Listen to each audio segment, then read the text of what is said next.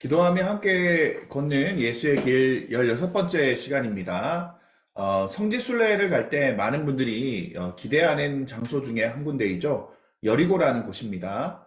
먼저 누가복음 19장 1절부터 10절까지의 말씀 우리 함께 보겠습니다. 예수께서 여리고로 들어가 지나가시더라. 삭개오라 이름하는 자가 있으니 세리장이요 또한 부자라. 그가 예수께서 어떠한 사람인가 하여 보고자 하되 키가 작고 사람이 많아 할 수 없어 앞으로 달려가서 보기 위하여 돌 무화과 나무에 올라가니 이는 예수께서 그리로 지나시게 됨이러라.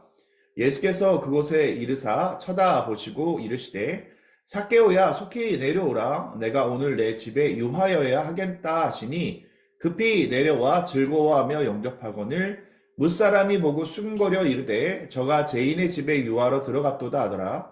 삭개오가 서서 주께 여짜오되 주여 보시옵소서 내 소유의 절반을 가난한 자들에게 주겠사오며 만일 누구의 것을 속여 빼앗은 일이 있으면 내 갑절이나 갚겠나이다. 예수께서 이르시되 오늘 구원이 이 집에 이르렀으니 이 사람도 아브라함의 자손이미로다. 인자가 온 것은 잃어버린 자를 찾아 구원하려 함이니라. 아멘. 자, 여리고에 대한 이야기는 성경에 정말 많은 부분에 나와 있습니다. 종려나무가 많아서 흔히들 여리고를 종려나무 성읍이다라고 부릅니다. 성지순례를 가시면요, 여리고에서 나온 이 종려 대추야자 나무를 많이 사요. 그만큼 여리고는 어떻게 보면 구약 성경 때부터 신약 시대까지 여리고에는 토산이 많기로 유명했던 그 곳이고, 실제로 지금도 종려나무가 길가마다 빼곡히 들어있을 정도로 종려나무뿐만 아니라 많은 나무들이 거기에 있다라는 것을 우리가 성지순례 가시면 제일 먼저 확인할 수가 있습니다. 자, 유대 광야 끝자락에 있죠. 이 여리고는 우리가 지도를 조금 참조해 보시면 아시겠지만 사해 바다의 이 끝부분과 이 갈릴리 바다에서는 조금 떨어져 있는, 그래서 여리고를 통해서 예루살렘까지 올라가는 그 길이 뭐 한 8km에서 12km 정도로 우리가 흔히 보는데, 그 정도로 여리고에서는 유대 광야의 이 끝부분, 마지막 부분에 이렇게 포함되어 있는 모습을 보게 됩니다. 그렇다 보니까 이 여리고는 유대 광야의 느낌도 있고 또 갈릴리 평원으로 연결되는 또 첫 시작이기 때문에 토산이 많은 그런 지역으로 유명합니다. 자, 종려나무의 도시라고 불리는 여리고는 해발 마이너스 210m 저지대예요. 세계에서 가장 낮은 도시로 유명합니다.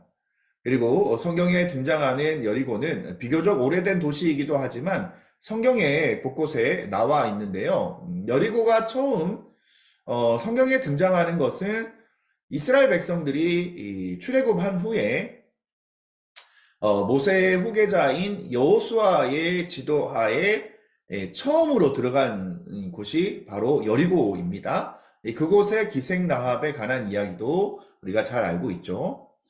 자, 여리고는 또 가나안 성의 첫 성으로 여리고 성을 점령하였던 그 이야기, 또 아간의 범죄의 이야기, 또 나중에 가나안 정복을 한 다음에 이 여리고는 베냐민 지파에게 그렇게 할당되게 됩니다.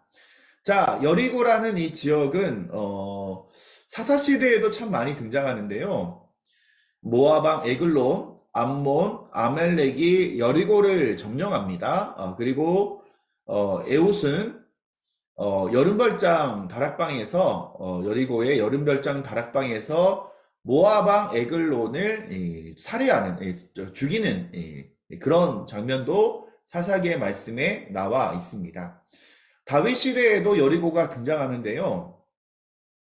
암몬 왕 한운에게 이 다윗이 사절단을 보냅니다. 그런데 이 암몬 왕 한운이 이 자기 아버지 때와는 다르게 다윗에게 적대심을 가지고 다윗이 보낸 이 사절단의 수염을 그렇게 깎는 수모를 그렇게 하게 됩니다. 그때 이 사절단들은 수염이 깎이는 수모를 당하고 예루살렘으로 바로 돌아갈 수가 없는데 이 다윗이 그러면 여리고에서 수염이 다 자랄 때까지 기다리다가 다시 돌아오라라고 했던 곳이 바로 우리가 알고 있는 여리고입니다. 또한 여리고 성을 재건하려고 할 때에 여호수아 예언이 있었어요. 거기에 여리고성에 집을 세우는 자에게 비극이 있을 것이다라는 이 저주가 있었는데 베델 사람 히엘이라는 사람이 여리고를 재건하려다가 큰아들 아비람을 잃고 또 성문을 달다가 막내 아들 수굽을 잃게 되는, 그래서 여호수아의 예언이 이루어지는 것이 열왕기상의 내용 가운데 나와 있습니다. 신약 시대에도 빈번하게 여리고에 관한 이야기가 나올 수밖에 없는 것이, 유대인들은요 갈릴리 지역에서 사마리아로 통과하지 않아요. 그러다 보니까 예루살렘을 가려면 보통 사마리아를 통과해야 제일 최단 시간인데 어쩔 수 없이 이 요단강을 따라서 여리고까지 내려왔다가 여리고에서 다시 예루살렘으로 올라가는 그 길을 택했는데, 예수님도 가끔은 여리고 그 길을 택하였고 그곳 가운데 삭개오도 만나셨지만 맹인 이 바디메오, 이 바라는 의미는 아들이라는 의미거든요. 디메오의 아들 맹인 거지를 눈뜨게 하셨던 그곳으로 유명한 곳이 바로 여리고다라는 것을 보게 됩니다. 자, 이 그림은 여리고의 당시 성벽입니다. 이 여리고 성벽이 바로 7일 만에 무너지게 되죠. 거기를 바로 복원한 그림이고요. 여리고의 위치는 사해 바다의 위쪽에 있는, 그래서 이 사해 바다의 주변에 쿰란이나 여리고나 아니면 조금 더 밑으로 내려오면 베들레헴이나 이 지역들이 사해 주변에 바로 사막 지역에 이루어진 이 곳을 우리가 보게 됩니다. 물론 이 베들레헴은 산악 지역으로 포함돼서 베들레헴을 올라가실 때에는 바로 산으로 올라가는, 여리고가 마이너스 210m의 고도를 가지고 있다고 했죠. 그러다 보니까 여리고에서 웬만하면 다 올라가야 돼요. 예루살렘도 올라가야 되고 베들레헴도 올라가야 되고. 그런데 그렇게 이해하시면 괜찮겠습니다. 자, 오늘 본문의 말씀에 나와 있는 삭개오에 관한 이야기이기 때문에 이 삭개오에 관한 이야기를 중심으로 여리고에 관한 이야기를 한번 나눠보려고 합니다. 자, 여리고는 가장 오래된 도시 중에 하나다라고 얘기했죠. 자, 기원전 587년에 유다가 바벨론에게 멸망당했을 때에 오랫동안 폐허로 망치가 돼요. 자, 그 다음에 이 헤롯이 이 도시를 개발하긴 하였지만 그 후에 이 쓸모없는 땅이라 여겨서 이집트의 크레오파트라에게 이 도시를 임대하게 됩니다. 미용에 관심이 많았던 이 클레오파트라는 염해 이 바다, 사해 바다에 광물질이 많다라는 것을 알고 그것을 통해서 많은 부를 축적하게 됩니다.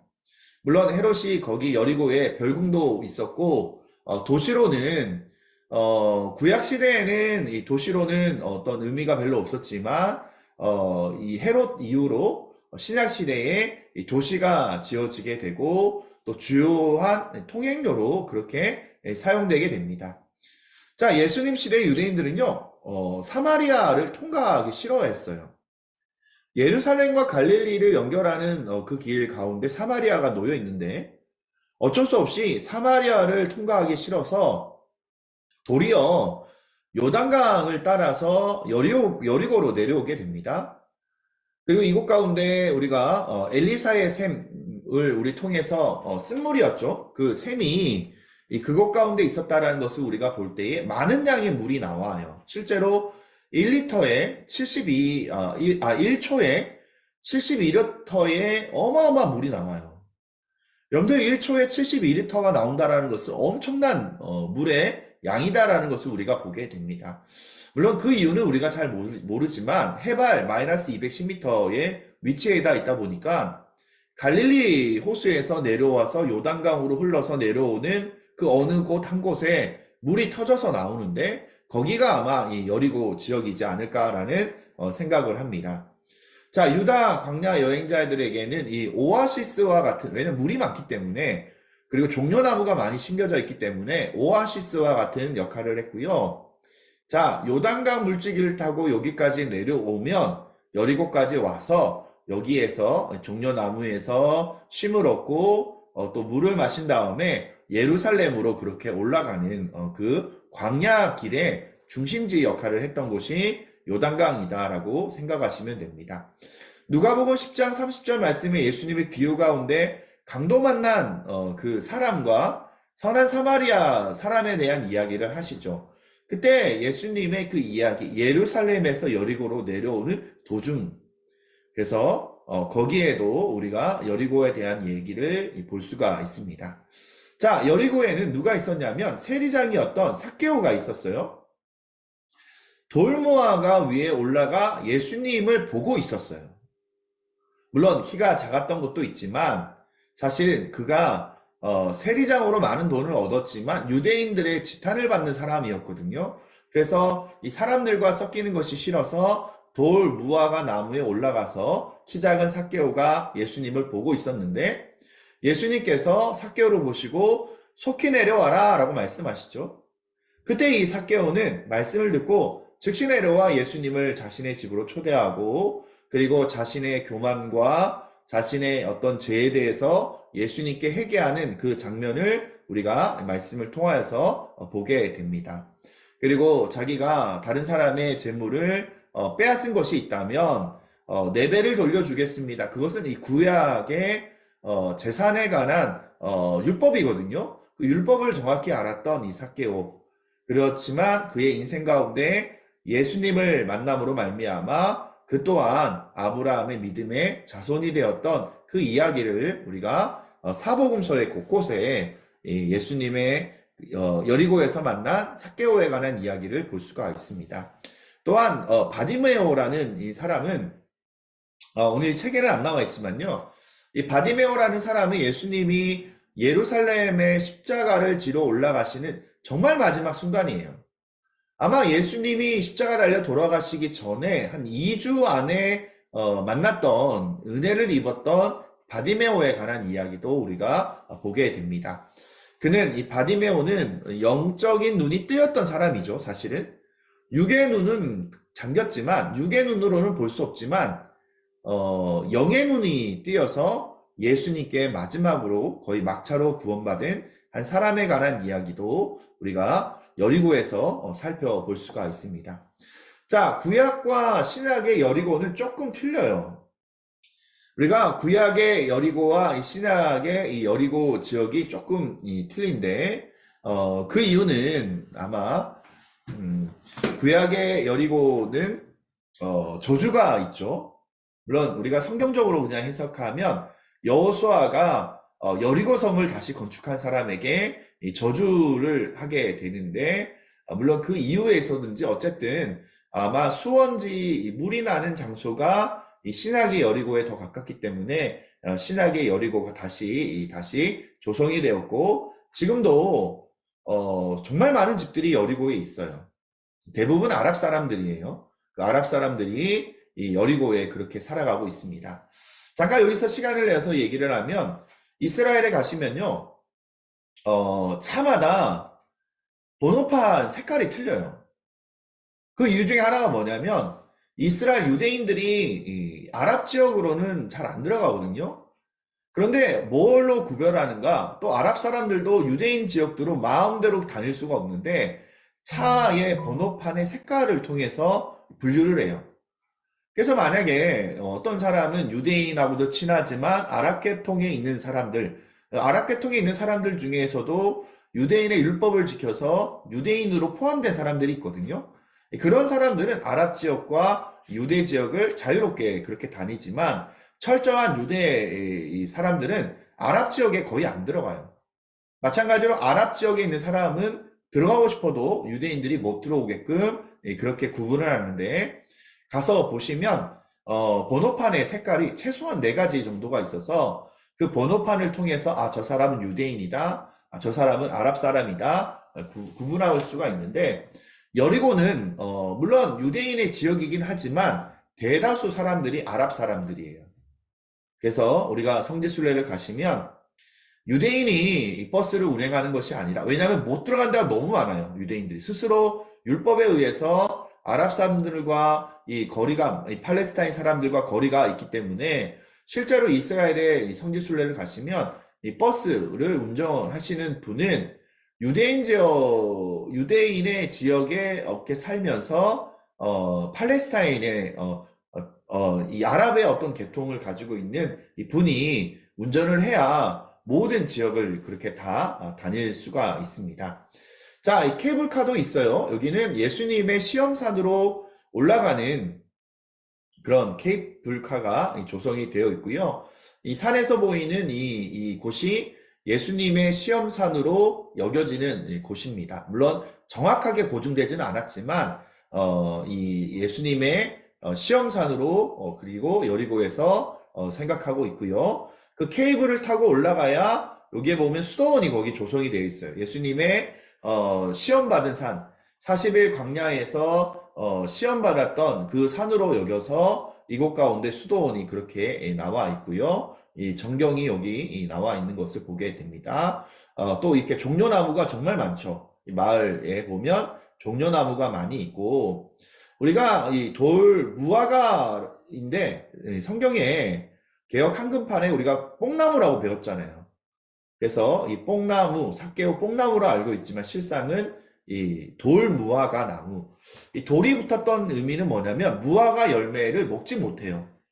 맛이 없어요. 그래서 이 돌 무화과라고 품종이 있는 것을 보게 됩니다. 자, 그리고 사무엘 열왕기 하에 엘리사에 관한 이야기가 나오는데 이 여리고 지역에 엘리사의 샘이 있어요. 그 이유는 뭐냐면 물이 많지만 이 물이 좋지 않아서 토산이 익지 않았던 이 성읍의 사람들이 엘리사에게 이 물을 고쳐달라고 얘기를 해요. 그래서 엘리사는 새 그릇에 소금을 담아서 물을 뿌려서 이 샘이 바로 단물로 고쳐졌다라고 나와 있는데, 그것을 기념하기 위해서 아인 슐탄, 이 의미는 뭐냐면 슐탄의 샘. 왜 엘리사를 슐탄이라고 하는지 모르겠지만 이 슐탄의 아인 샘이라고 해서 엘리사의 샘은 지금도 엄청난 물이 솟구쳐 나오고 있고 1초당 76리터니까 이거를 우리가 60초 또 60분 이렇게 계산을 해보면 어마어마한 물이 나오고 있죠. 그래서 이 주변의 여리고에 풍부한 식수원으로도 사용하고 있고, 또 이 여리고 지역을 농토로 비옥하게 만드는 그런 샘입니다. 실제로 엘리사의 샘을 방문해 보면요, 물이 얼마나 많이 나오고 또 물도 얼마나 맑은지 우리가 보기만 해도 시원함을 느끼는, 청량함을 느끼는 곳이 바로 엘리사의 샘이 있는 여리고이고요. 이곳에서 이 여리고에서 나는 이 종려나무의 대추야자죠. 이 대추야자 열매는요,